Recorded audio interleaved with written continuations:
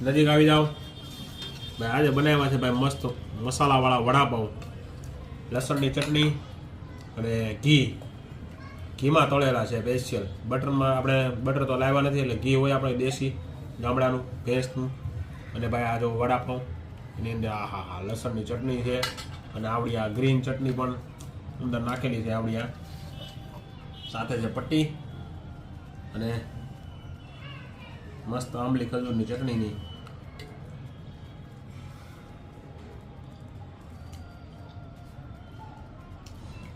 ગોળદાર. હવે પટ્ટી ચાખી લઈએ આપણે. તીખી ન લાગે તો સારું ભાઈ.